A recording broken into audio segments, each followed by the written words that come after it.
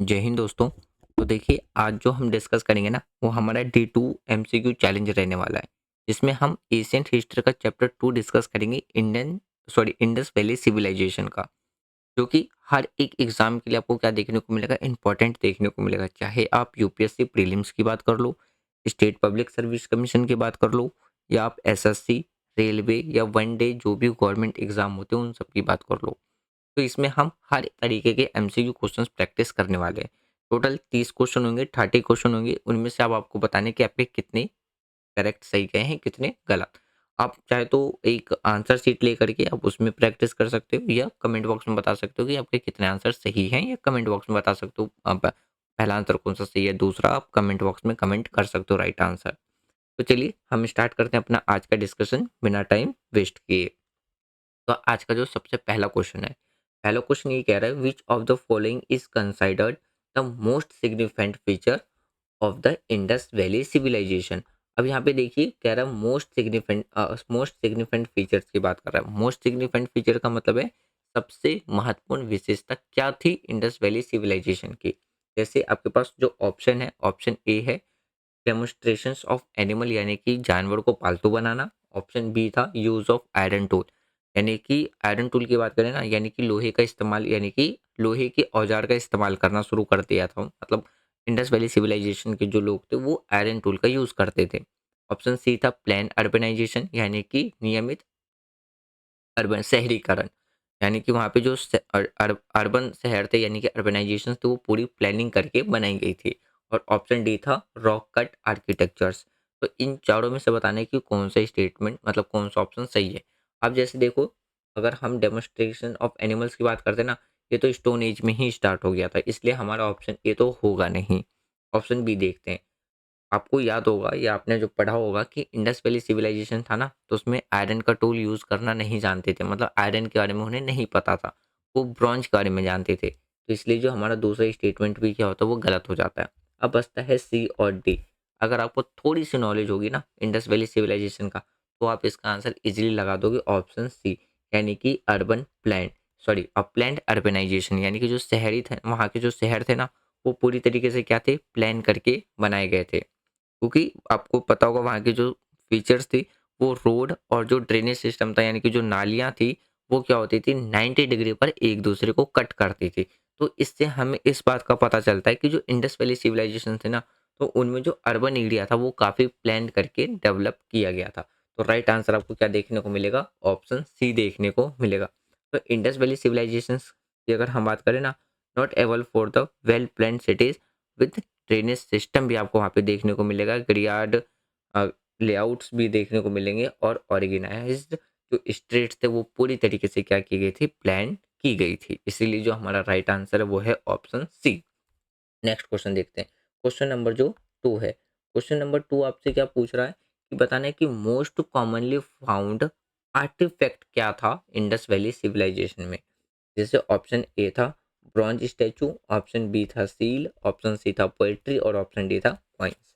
तो इसका जो राइट आंसर देखने को मिलेगा ना, वो आपको देखने को मिलेगा ऑप्शन बी, यानी कि सील। अगर हम नंबरस सील की बात करें ना, तो किसके बने होते थे, वो सिटेट के बने होते थे। और किसके साथ, इंस्क्रिप्शंस के साथ बने होते थे, और उसमें ना एनिमल्स भी मॉडिफाइज किए गए थे, जो कि हमें जो इंडस वैली सिविलाइजेशन है ना, उसके बहुत से साइटों पे मिले थे। तो इसका जो राइट आंसर देखने को मिलेगा ना, वो आपको मिलेगा option B is correct answer. Next question देखते हैं। देखिए, अगला जो क्वेश्चन है ना, ओ इसमें तो आपको आंसर भी यहीं पे देखने को मिल जाएगा, तो समझ लीजिए। आपको बताना है कि इनमें से कौन सा ऐसा साइट है जो कि इंडस वैली सिविलाइजेशन का पार्ट नहीं है। जैसे अगर हम ऑप्शन ए की बात करें, Lothal, option B Dholavira, option C Kalibanga, और option D Pataliputra. Common sense की बात थी, Pataliputra. Option D is correct answer आपको देखने को मिल जाएगा। क्योंकि पाटलिपुत्रा इंडस वैली सिविलाइजेशन का नहीं, मॉडर्न पार्ट था, मॉडर्न टाइम पे आपको देखने को मिलेगा। इंडस वैली फोर्थ क्वेश्चन देखते हैं। इंडस वैली जो स्क्रिप्ट है, मतलब Indus valley script is considered, तो क्या देखने को मिलेगा, फुली, देखिए मतलब क्या है ना, इसमें ये आपसे पूछ रहा है कि जो इंडस वैली सिविलाइजेशन की जो स्क्रिप्ट थी ना, वो कैसे थी, यानी कि फुली डिसाइफर्ड यानी कि जिसे पूरी तरीके से समझ लिया जाता था। ऑप्शन बी था अ फॉर्म ऑफ संस्कृत यानी कि संस्कृत भाषा में, और ऑप्शन सी था अनडिसाइफर्ड यानी कि जिसे जो समझ में नहीं आती थी या जिसे आसानी से नहीं समझा जा सकता था। और ऑप्शन डी था पाली, रिटन इन पाली। तो इसका जो राइट आंसर देखने को मिलेगा ना, वो आपको मिलेगा ऑप्शन सी यानी कि अनडिसाइफर्ड। तो इसका मतलब क्या था कि अगर हम इंडस वैली सिविलाइजेशन की बात करें ना, तो वहाँ पे जो स्क्रिप्ट मिली है वो आज भी पूरी तरीके से नहीं समझा जा सका है, मतलब उसे आज भी पूरी तरीके से नहीं पढ़ा जा सका। तो इसलिए जो इसका जो राइट आंसर देखने को मिलेगा ना, वो आपको क्या मिलेगा, option C is correct answer देखने को मिलेगा।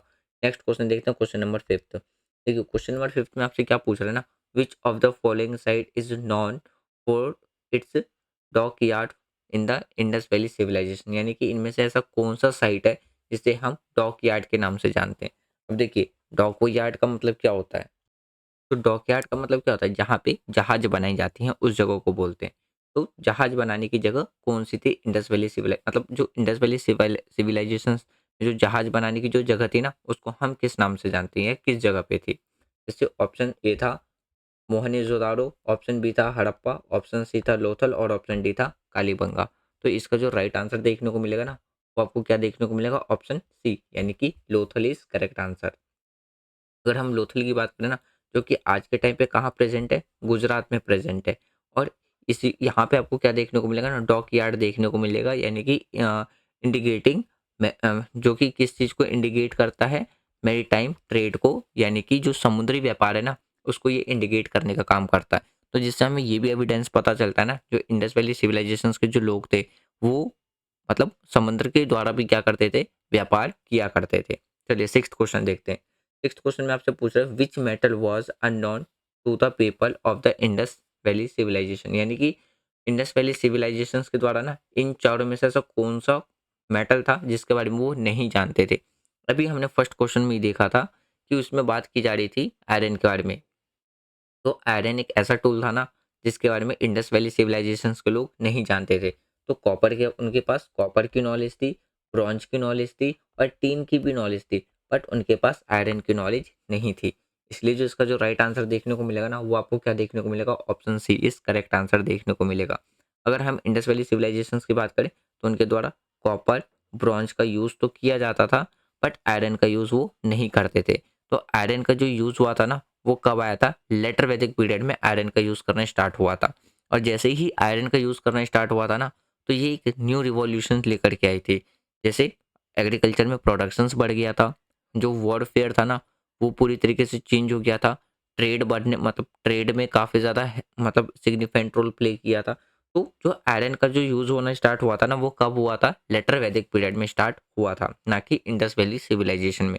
तो right answer is option C is correct answer iron. Next question देखते हैं। इसमें आपके पास क्या है ना, चार ऑप्शन है, किसके चार स्टेटमेंट दिए गए हैं, किसके बारे में दिया गया है, अबाउट इंडस वैली सिविलाइजेशन। अब इनमें से बताना है ना, इन चारों स्टेटमेंट में से कौन सा स्टेटमेंट क्या है, करेक्ट है। अब जैसे आप क्वेश्चन अटेम्प्ट करने से पहले ना ये जरूर देख लें कि आपसे करेक्ट स्टेटमेंट पूछ रहा है या इनकरेक्ट स्टेटमेंट पूछ रहा है, क्योंकि यूपीएससी अपने प्रीलिम्स के पेपर में क्या करती है ना, कई बार करेक्ट करेक्ट पूछे, बीच में इनकरेक्ट भी पूछ लेती है। तो इसलिए आप ज़रूर ये ध्यान रखें कि करेक्ट पूछ रहा है या इनकरेक्ट पूछ रहा है। जैसे हम फर्स्ट स्टेटमेंट की बात करते हैं, तो it had a centralised monarchy. तो यहाँ पे आपको क्या देखने को मिलेगा, जो मोनार्ची है ना, वो आपको सेंट्रलाइज्ड मतलब देखने को मिलेगा। दूसरा स्टेटमेंट कहता है कि it had a strong religious influences on governance, यानी कि जो गवर्नेंस है ना, तो गवर्नेंस का सबसे ज़्यादा जो इन्फ्लुएंस था वो किस पे था, स्ट्रॉन्ग इन्फ्लुएंस रिलीजन पे, रिलीजियस पे था। तीसरा स्टेटमेंट कहता है it had well plan drainage system. तो अगर हम इंडस वैली सिविलाइजेशन की बात करें ना, तो वहाँ पे आपको एक ड्रेनेज सिस्टम पूरी तरीके से प्लान तरीके से देखने को मिलेगा। ऑप्शन डी कहता है, मतलब जो चौथा स्टेटमेंट है वो कहता है it lack trade with other civilisation. तो यानी कि इंडस वैली सिविलाइजेशन में ना अदर सिविलाइजेशंस के साथ जो व्यापार के एविडेंस है वो कम है। तो ये आपसे देखने ये क्वेश्चन चार स्टेटमेंट दिए गए थे, इनमें से बताना है करेक्ट स्टेटमेंट कौन-सा है। अगर आप पहला स्टेटमेंट देखो ना, वो भी गलत है, दूसरा भी गलत है और चौथा भी गलत है। लेकिन अगर हम तीसरे की बात करें ना, तीसरा स्टेटमेंट हमारा बिल्कुल सही है। तो इसका जो राइट आंसर देखने को मिलेगा ना, वो आपको क्या देखने को मिलेगा, ऑप्शन सी देखने को मिलेगा। चलिए नेक्स्ट क्वेश्चन देखते हैं। जो 8th क्वेश्चन है ना, इसमें आपको बताना है जो ग्रेट बाथ था, जो कि एक इम्पोर्टेंट स्ट्रक्चर है इंडस वैली सिविलाइजेशंस में, वो किस साइट पे, उस जगह का नाम बताना है। जैसे ऑप्शन ए था हड़प्पा, ऑप्शन बी था मोहनजोदाड़ो, ऑप्शन सी था धोलावीरा और ऑप्शन डी था राखीगढ़ी। तो इसका जो राइट आंसर देखने को मिलेगा ना, वो आपको क्या देखने को मिलेगा, ऑप्शन बी, यानी कि मोहनजोदाड़ो। अगर हम ग्रेट बाथ की बात करें ना, जो कि जहाँ पे एक लार्ज वाटर टैंक था, जो कि पॉसिबली किस चीज़ के लिए यूज़ किया जाता था, जो रिचुअलिस्टिक पर्पस के लिए क्या है यूज़ किया जाता था। तो ये जो डिस्कवर किया गया ना, वो किस जगह पे किया गया था, मोहनजोदाड़ो में किया गया था। तो इस वजह से आपको जो राइट आंसर है ना, वो आपको क्या देखने को मिलेगा, option B is correct answer देखने को मिलेगा। नेक्स्ट क्वेश्चन देखते हैं। अगला जो क्वेश्चन है ना, इसमें आपको बताना है कि जो the economic of Indus valley civilisations was primarily based on, यानी कि जो इंडस वैली सिविलाइजेशंस की जो इकोनॉमी थी ना, वो प्राइमरली किसके ऊपर बेस्ड थी, यानी कि किस पे निर्भर करती थी। ऑप्शन ए था इंडस्ट्रियलाइजेशन, ऑप्शन बी था hunting and gathering, option C था agriculture and trade and option D था लार्ज स्केल माइनिंग। तो इसका जो राइट आंसर देखने को मिलेगा ना, वो आपको देखिए लार्ज स्केल माइनिंग तो हो नहीं सकता है। और हंटिंग एंड गैदरिंग की बात करें ना, ये आपको स्टोन एज में देखने को मिलेगा, ना कि इंडस वैली सिविलाइजेशंस में। इंडस्ट्रियलाइजेशन भी आपको देखने को नहीं मिलेगा। तो हमारे पास एक ही ऑप्शन बच जाता है, वो बच जाता है ऑप्शन सी, यानी कि एग्रीकल्चर एंड ट्रेड की बात करते हैं। तो अगर हम इंडस वैली सिविलाइजेशन की बात करें ना, तो वहाँ पे जो उनकी जो इकोनॉमी थी, वो मेनली किसके ऊपर बेस्ड थी, एग्रीकल्चर के ऊपर बेस्ड थी। यानी कि अगर हम इंडस वैली सिविलाइजेशन की बात करें ना, तो उस टाइम पे जो इकोनॉमी थी, इकोनॉमी का बैकबोन ही था एग्रीकल्चर। और अगर हम ट्रेड की बात करें ना, तो अभी जैसे हमने थोड़ी देर पहले डिस्कस करा था कि जो डॉक यार्ड जो था, वो कहाँ, गुजरात में, जो प्रेजेंट टाइम पे गुजरात है, वहाँ पे हमें मिला था। तो किस चीज़ को वो इंडिकेट करता है कि इंडस वैली सिविलाइजेशंस के जो लोग थे ना, वो समुद्री व्यापार में भी शामिल थे।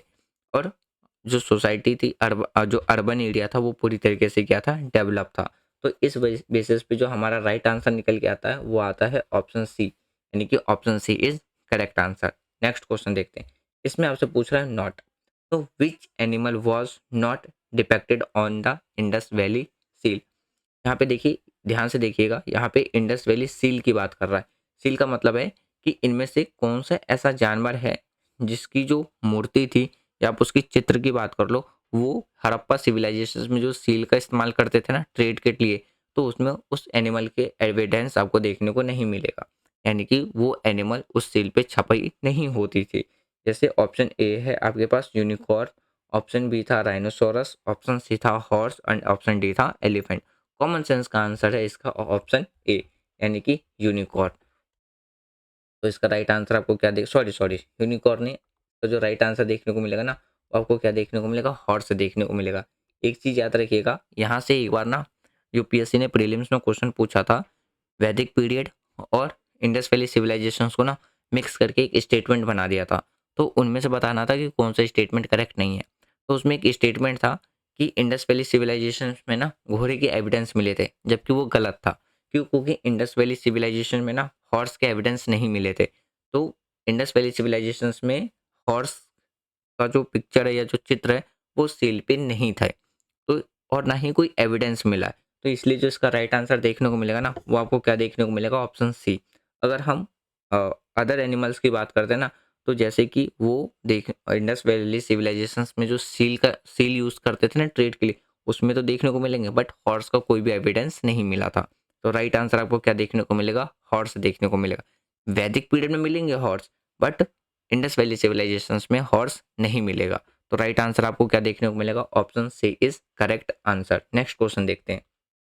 अगला जो क्वेश्चन है, ये आपके पास एसिस्ट्रेशन और रीजन के फॉर्म में, तो एक मतलब ए और आर के फॉर्म में, और ऑप्शन के अकॉर्डिंग बताना है कि कौन सा आंसर करेक्ट है। जैसे अगर हम एसिस्ट्रेशन की बात करते हैं, तो पहला एसिस्ट्रेशन क्या कहता है कि Indus valley civilisation was predominantly rural in character. अब मतलब क्या है इसका, ये समझिए। देखिए, प्रीडोमिनेंटली का मतलब होता है मुख्य तौर पे। तो क्वेश्चन आपसे असिस्टेशन में ये कह रहा है ना कि जो इंडस वैली सिविलाइजेशंस के जो लोग थे, वो ज़्यादातर मुख्य तौर पे कहाँ रहते थे, ग्रामीण क्षेत्र में, यानी कि रूरल एरिया में रहते थे। रीज़न क्या है कि जो मेजॉरिटी ऑफ द पॉपुलेशन थी ना इंडस वैली सिविलाइजेशंस की, वो कहाँ रहती थी, गाँव में। तो इसीलिए प्रीडोमिनेंटली आपको क्या देखने को मिलेगा, रूलर के साइड आपको देखने को मिलेगा। ऐसे सिचुएशंस और रीज़न है। अब स्टेट ऑप्शन देखते हैं। ऑप्शन ए कहता है कि हमारा ए और आर दोनों सही है और आर जो है वो ए की करेक्ट एक्सप्लेनेशन करता है। बी कहता है, ऑप्शन जो बी है वो कह रहा है कि ए और आर तो सही है बट आर जो है वो करेक्ट एक्सप्लेनेशन नहीं है ए का। सी कहता है ए सही है, आर गलत है और डी कहता है कि ए गलत है, आर सही है। तो इसका जो राइट आंसर देखने को मिलेगा ना, वो आपको ऑप्शन सी देखने को मिलेगा, यानी कि सॉरी डी। क्यों? क्योंकि आर हमारा गलत है, ए सही है। मतलब सॉरी ए सही है, आर गलत है। ए इसलिए गलत है ना, क्योंकि देखिए इंडस वैली सिविलाइजेशंस की अगर हम बात करें ना, तो प्राइमरली आपको रूरल नहीं अर्बन एरिया देखने को मिलेगा। अगर हम मेजर सिटी लाइक जैसे मोहनजोदाड़ो या हम हड़प्पा की बात करें ना, तो वहाँ पे लोग क्या रहते थे, बहुत सारे लोग वहाँ पे रहा करते थे। तो इस वजह से जो हमारा ए है ना, वो गलत हो जाता और रीज़न हमारा क्या है, सही है। 12th क्वेश्चन देखते हैं। इसमें ये कहा गया है कि जो इंडस वैली सिविलाइजेशन है ना, वो एक्सटेंसिव ट्रेड देखने को मिल जाएगा किसके साथ, मेसोपोटामिया के साथ। रीज़न क्या है कि इंडस सिविलाइजेशंस की जो सील है ना, वो आपको कहाँ-कहाँ देखने को मिलेगा, मेसोपोटामिया के अंदर देखने को मिलेगा, जो कि इंडिकेट करता है किसके बारे में, कि वहाँ पे कॉमर्शियल लिंक जुड़ा हुआ था, यानी कि वो ट्रेड करते थे। ऑप्शन ए है कि ए और आर सही है और आर ए का सही एक्सप्लेनेशन है। बी कहता है ए और आर सही है और आर जो है वो ए का करेक्ट एक्सप्लेनेशन नहीं है। ऑप्शन सी कहता है ए सही है, आर गलत है और ऑप्शन डी कहता है ए सही है, आर गलत है। राइट आंसर आपको क्या देखने को मिल जाएगा, ऑप्शन ए, यानी कि हमारा एसिस्टेशन भी सही है और रीजन भी क्या है, सही है। नेक्स्ट क्वेश्चन देखते हैं। अगला जो क्वेश्चन है ना, इसमें आपको बताना है करेक्टली मैच कौन सा है। जैसे एक साइड आपको जगह का नाम दे रखा है और दूसरे साइड में बता रखा है, दे रखा है कि किस जगह पे आपको क्या देखने को मिलेगा। अभी हमने थोड़ी देर पहले बात करी थी ना कि जो अ, डॉक यानी कि डॉक यार्ड है, वो हड़प्पा में भी नहीं था। उसका जो प्रेजेंट डे है ना, वो कहाँ था, गुजरात में। तो आपका ऑप्शन ए तो ऐसे ही गलत हो जाता है। जैसे Harappa, dockyard, Lothal, granary. Granary का मतलब होता है जहाँ पे अनाज के भंडार होते हैं। ऑप्शन सी है धोलावीरा, यानी कि वाटर रिजर्वायर्स, यानी कि जहाँ पे पानी स्टोर करके रखे जाते थे। और ऑप्शन डी था मोहनजोदारो फायर एल्टर्स। तो आपको इसका जो राइट आंसर देखने को मिलेगा ना, वो आपको क्या देखने को मिलेगा, ऑप्शन सी देखने को मिलेगा, यानी कि बी भी गलत है और हमारा डी भी गलत है। तो राइट आंसर हमारा क्या बन जाता है, ऑप्शन सी बन जाता है। अगर हम धोलावीरा की बात करें ना, तो वहाँ पे आपको क्या है, वाटर स्टोरेज सिस्टम देखने को मिलेगा विथ लार्ज रिजर्वायर्स के साथ। तो राइट आंसर आपको क्या देखने को मिल जाएगा, ऑप्शन सी। 14th क्वेश्चन देखते हैं। सिमिलर है, इसमें बताना है कि कौन सा करेक्टली मैच नहीं है। जैसे एक साइड में आपको क्या दे रखा है, जगह का नाम दे रखा है, दूसरे साइड में वहाँ पे बताना था कि क्या चीज़ें देखने को मिली थी। जस्ट 13 की तरह देखिए, हड़प्पा हमारा वैसे ही गलत हो जाता है। लोथल की बात करें तो जैसे देखिए, अगर हम राखी गढ़ी की बात करते हैं तो वहाँ पे ग्रेड पार्ट देखने को मिलेगा। क्या ये सही है? नहीं, गलत। क्यों? क्योंकि थोड़ी देर पहले हमने डिस्कस करा था पिछले क्वेश्चन में कि जो ग्रेड बात है वो कहाँ मिला था हमें, यानी कि मोहनजोदाड़ो में मिला था, ना कि राखी गढ़ी में। तो हमारा बी भी क्या हो जाता है, गलत हो जाता है। अब देखिए हमारा बी गलत हो गया, सी गलत हो गया, डी की देखते हैं। तो लोथल फायर अलर्ट्स और हमारा कालीबंगा फ्लॉस्ट फिल। अब बताना है इन दोनों में से कौन सा सही है। तो राइट आंसर आपको क्या देखने को मिलेगा ना, ऑप्शन ए सही देखने को मिलेगा। अगर हम कालीबंगा की बात करें ना, वहाँ पे आपको फ्लॉस्ट फिल आपको देखने को मिल जाएगा। फ्लॉस्ट फिल का मतलब होता है खेती करने वाला जगह। तो कालीबंगा के अंदर जो एविडेंस है ना, वो हमें किस चीज़ के बारे में बताता है कि कालीबंगा में खेती हो हुआ करती थी और इस चीज़ को इंडिकेट करती है कि वहाँ पे जो एग्रीकल्चर है ना, वो काफ़ी ज़्यादा क्या थी, एडवांस थी। तो राइट आंसर आपको क्या देखने को मिल जाएगा, ऑप्शन ए देखने को मिल जाएगा। मैं उम्मीद करता हूँ कि ना कि मैं उम्मीद करता हूँ कि इस एमसीक्यू क्वेश्चंस प्रैक्टिस की वजह से ना आपको जो चैप्टर है ना, वो पूरी तरीके से क्या हो जाए, एक बार रिकॉल हो जाए। तो आप ज़्यादा से ज़्यादा वीडियो को ना ज़रूर शेयर करें ताकि सबके लिए क्या हो, बेनिफिशियल हो। और कोई भी फीडबैक हो ना या आप कोई भी चेंजेस चाहते हैं तो आप कमेंट बॉक्स में ज़रूर बताएं। अगर आप वीडियो को देख रहे हैं ना, तो हो सके तो आप ज़्यादा से ज़्यादा कमेंट करें ताकि मुझे भी पता चल सके कि आप लोग तो मतलब कि वीडियो आप देख रहे हैं या नहीं। कोई भी सजेशन है आप कमेंट बॉक्स में बिल्कुल बता सकते हैं। चलिए 15th क्वेश्चन देखते हैं। 15th क्वेश्चन में भी यही है आपके पास। 4 स्टेटमेंट है, 4 स्टेटमेंट में से बताने कि कौन सा स्टेटमेंट इनकरेक्ट है, मतलब गलत है, करेक्ट नहीं है। देखिए, अब पहला स्टेटमेंट कहता है ना कि हड़प्पा एंड मोहनजोदाड़ो ये 2 लार्ज सिटी थे, यानी कि 2 बड़े शहर थे किसमें, इंडस वैली सिविलाइजेशन में। दूसरा स्टेटमेंट कहता है इंडस वैली के जो पीपल थे ना, वो प्राइमरी जो वर्शिप करते थे, वर्शिप का मतलब होता है जो पूजा पाठ करते थे ना, वो किसकी करते थे, विष्णु की करते थे, भगवान विष्णु की।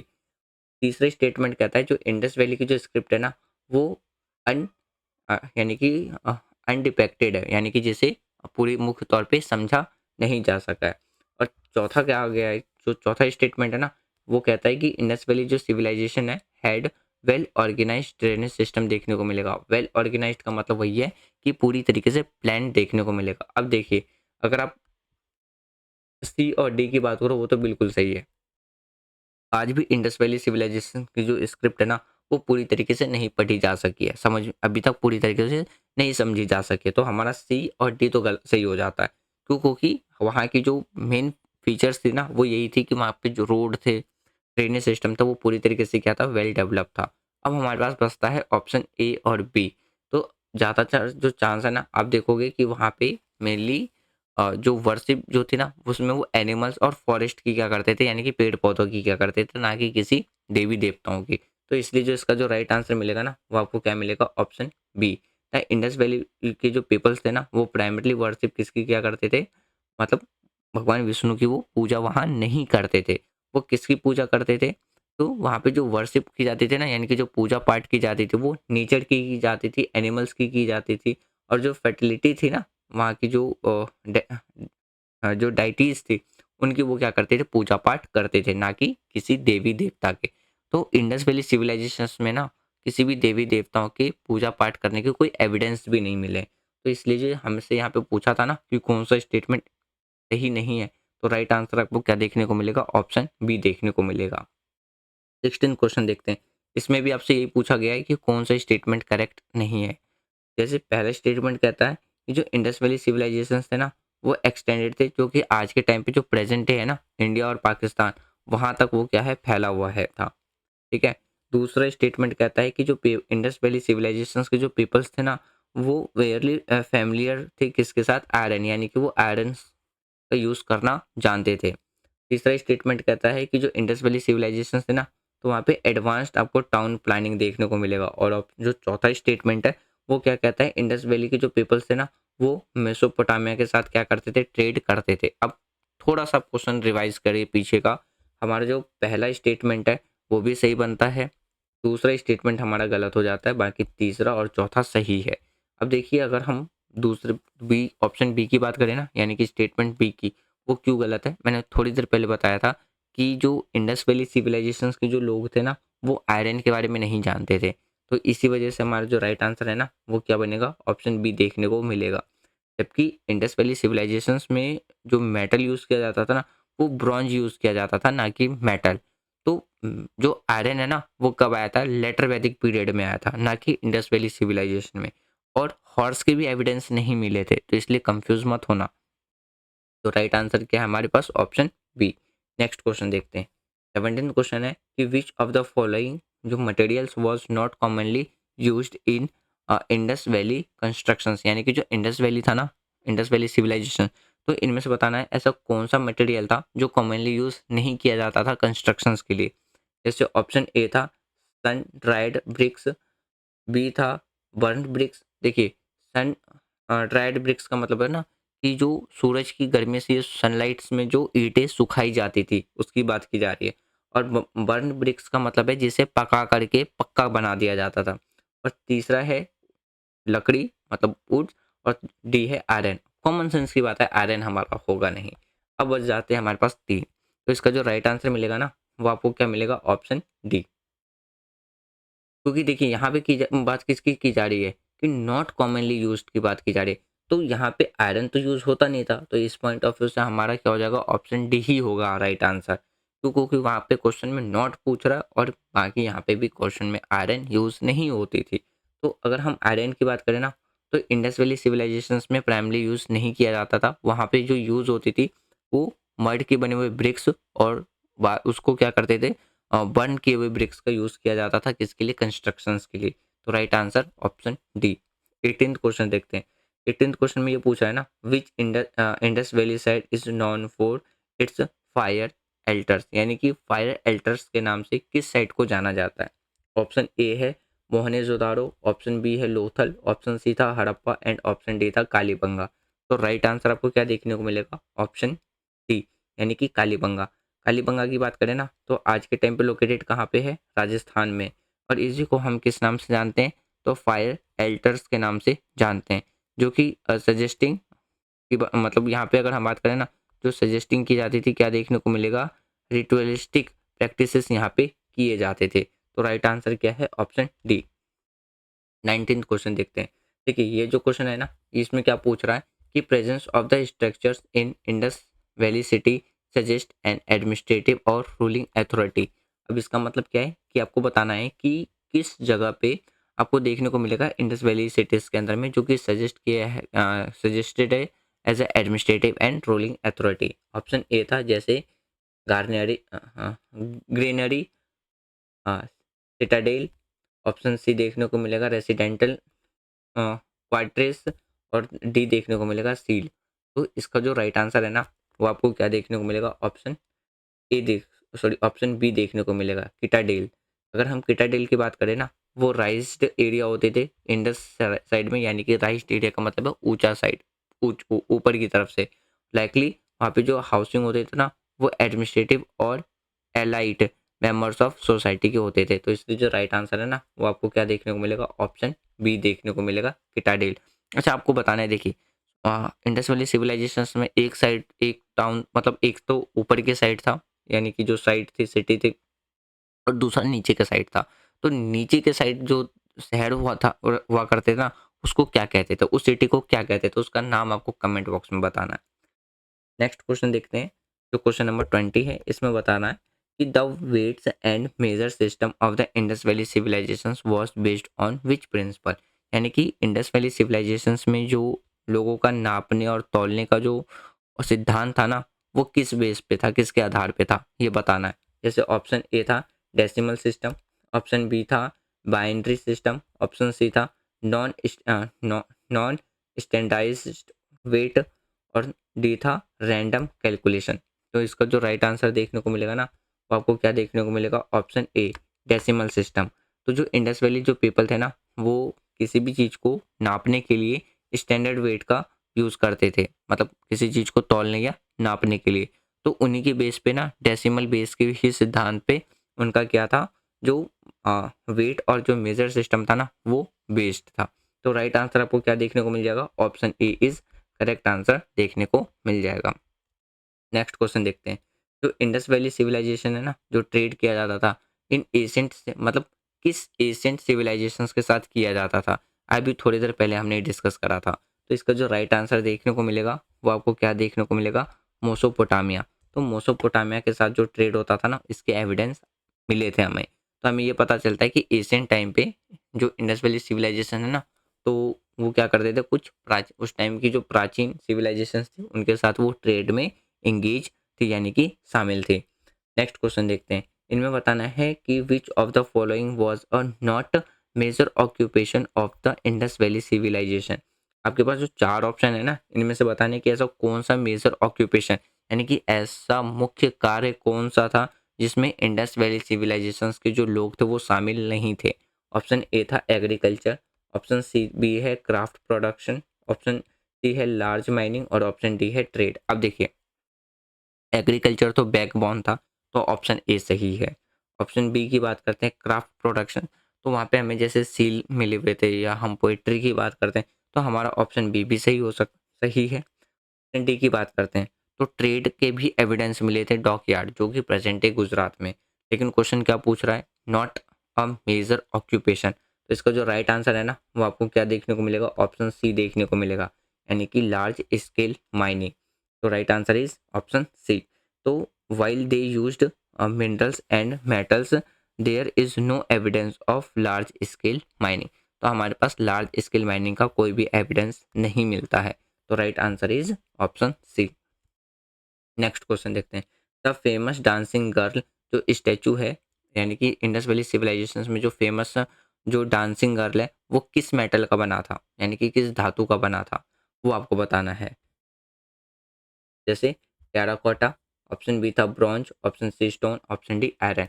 देखिए इंडस वैली सिविलाइजेशंस के लोग आयरन का यूज़ करना जानते नहीं थे, तो कॉमन सेंस की बात है ऑप्शन डी होगा नहीं। तो इसका जो राइट आंसर है ना वो आपको क्या देखने को मिलेगा, ब्रॉन्ज। जो डांसिंग गर्ल है स्टैचू ऑफ, ये कहाँ मिला था, मोहनजोदारो में मिला था, जो कि किसका बना था, ब्रॉन्ज का बना हुआ था। जो किस चीज़ को शो करता है, एडवांस मेटल वर्किंग स्किल के बारे में भी बताता है। तो यानी कि जो वहाँ की जो क्राफ्टिंग थी ना इंडस वैली सिविलाइजेशंस की, वो भी काफ़ी ज़्यादा एडवांस थी, बहुत अच्छी थी, मेटल वर्किंग स्किल की बात करते हैं। तो ये हमें एविडेंस कहाँ से मिलता है, तो जो इंडस वैली सिविलाइजेशंस में जो डांसिंग गर्ल स्टैचू है ना, वो जो एविडेंस के तौर पे मिला था, तो हमें उससे पता चलता है कि जो इंडस वैली सिविलाइजेशंस के जो लोग थे ना, वो काफ़ी ज़्यादा वेल स्किल्ड थे मेटल वर्किंग के लिए। तो राइट आंसर क्या हो जाएगा आपके पास, ऑप्शन बी, ब्रॉन्ज हो जाएगा। नेक्स्ट क्वेश्चन देखते हैं। इसमें आपसे पूछ रहा है 4 स्टेटमेंट है, 4 स्टेटमेंट में से कौन-सा स्टेटमेंट सही नहीं है? और 4 स्टेटमेंट किसके रिगार्डिंग में पूछा गया है? इंडस वैली सिविलाइजेशंस के रिगार्डिंग में पूछा है। जैसे पहला स्टेटमेंट कहता है it had an advanced drainage system, बिल्कुल सही है। बी कहता है it has primary and agrarian society. Agrarian society का मतलब क्या होता है?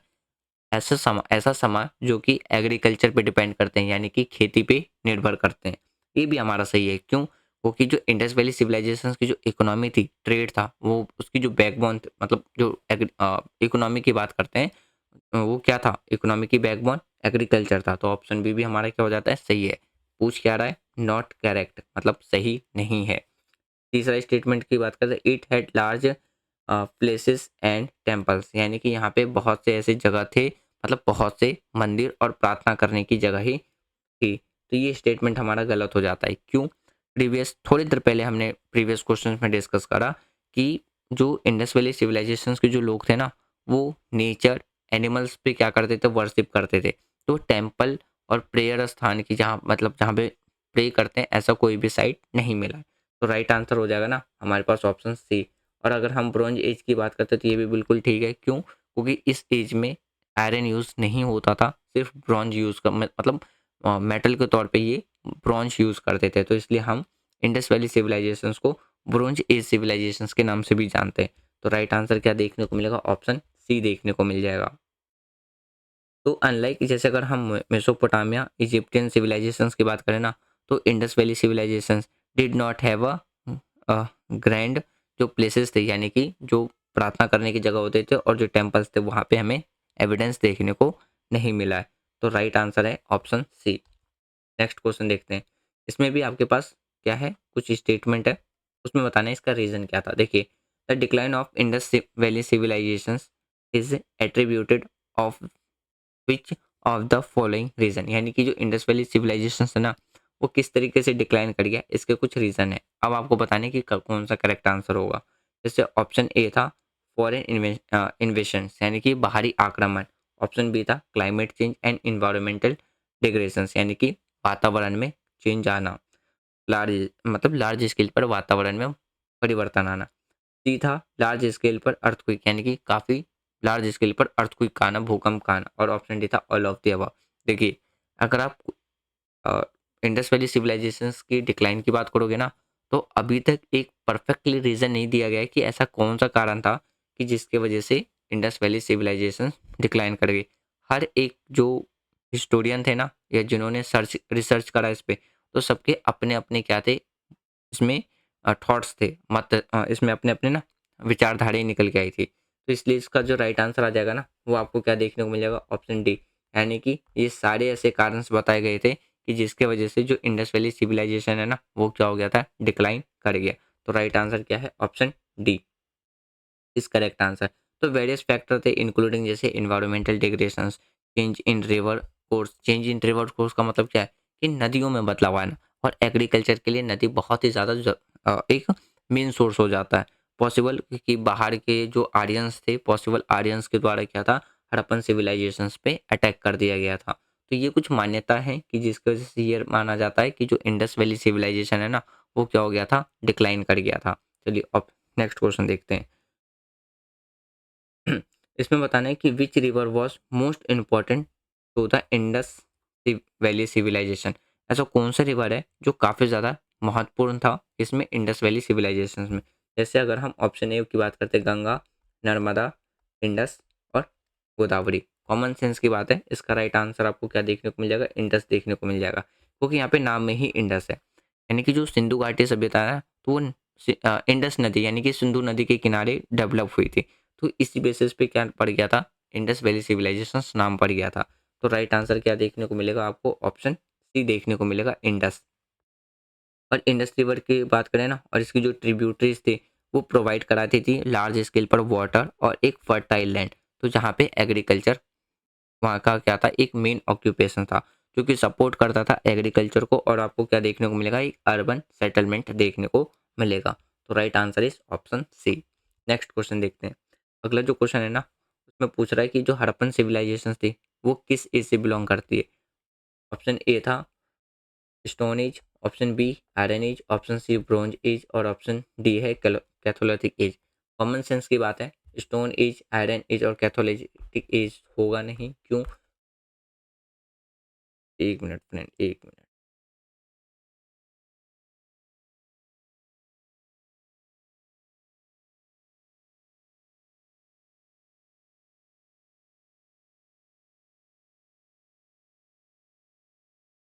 तो स्टोन एज, आयरन एज और कैथोलिक एज होगा नहीं। कॉमन सेंस की बात है, इसका आंसर क्या होगा? Bronze as.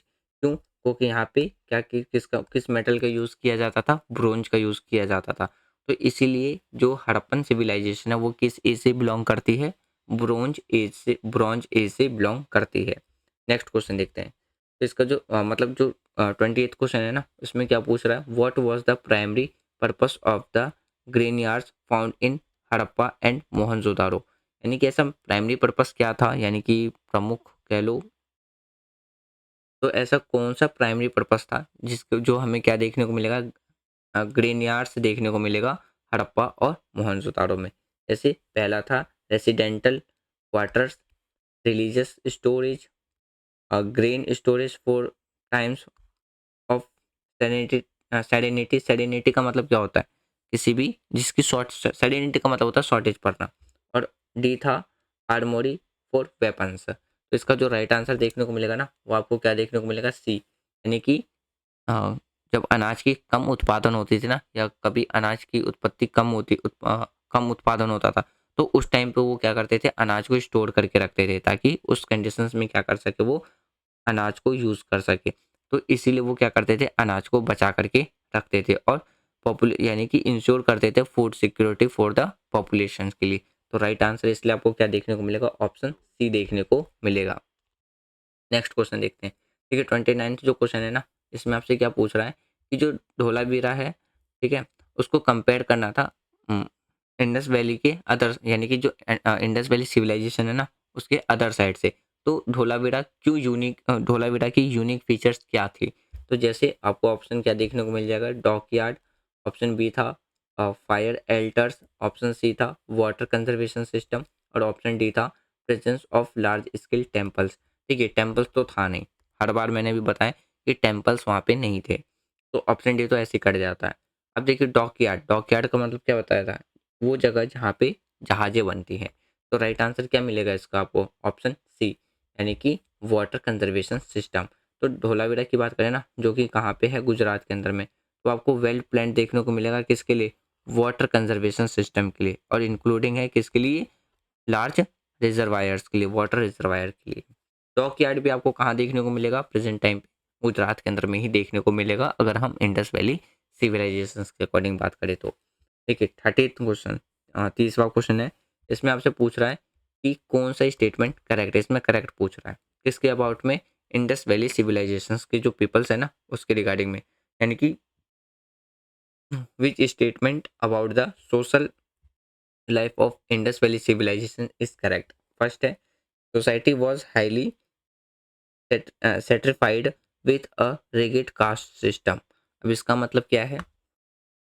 तो मतलब इसका क्या है ना, ये समझिए कि ये कह रहा है कि जो सोशल लाइफ थी ना इंडस वैली सिविलाइजेशन की, तो ये कह रहा है कि वहाँ पे काफ़ी ज़्यादा रिगिड कास्ट सिस्टम देखने को मिलेगा, यानी कि कठोर जाति व्यवस्था देखने को मिलेगा।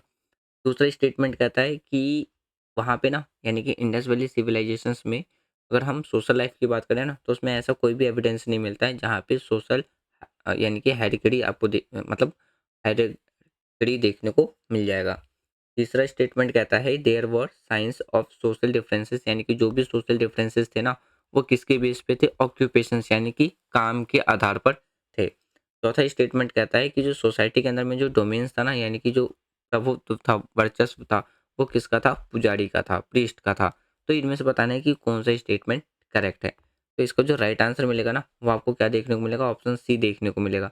यानी कि इंडस वैली सिविलाइजेशंस की बात करें ना, तो वहाँ पे जो सोशल डिफरेंशिएशंस था वो किसके ऊपर बेस था? ऑक्यूपेशंस के बेस पे था। तो आर्कोलॉजिकल एविडेंस की बात करें ना, यानी कि आर्कोलॉजिकल एविडेंस वो किस चीज़ को सजेस्ट करते थे? जो भी डिफरेंसेस है, जैसे कि इन हाउसिंग या हम वर्णन प्रैक्टिसेस, ये किस चीज़ को इंडिकेटिंग करते हैं? इंडिकेटिंग सोशल डिफरेंसेस को इंडिकेटिंग करते हैं। तो फिर आज का लास्ट क्वेश्चन देखते हैं कि बताना है कि जो ब्यूरल प्रैक्टिस थे, यानी कि जो जलाने की जो प्रथा थी, अंतिम संस्कार में जो वो जलाने की प्रथा रखते थे, तो इंडस वैली जो पीपल्स थे वो किस चीज़ पे वो बिलीव करते थे? जैसे अगर हम ऑप्शन की बात करें ना, तो अगर हम ऑप्शन की बात करें ना, तो जैसे ऑप्शन ए था पुनर्जन्म, ऑप्शन बी था कि मृत्यु के बाद का जीवन, ऑप्शन सी था कि एक ही देवता की पूजा, और ऑप्शन डी था प्राथमिक अनुष्ठान के रूप में देह संस्कार। तो इनमें बताना था कि जो इंडस वैली सिविलाइजेशंस में जो लोगों का जो विश्वास था ना, किसके लिए? बुरियल प्रैक्टिस यानी कि जो जलाने की प्रथा था। तो इसका जो राइट आंसर देखने को मिलेगा ना, तो आपको क्या देखने को मिलेगा? ऑप्शन बी यानी कि लाइफ आफ्टर डेथ, यानी कि अगर हम बात करें मृत्यु के बाद का भी जीवन।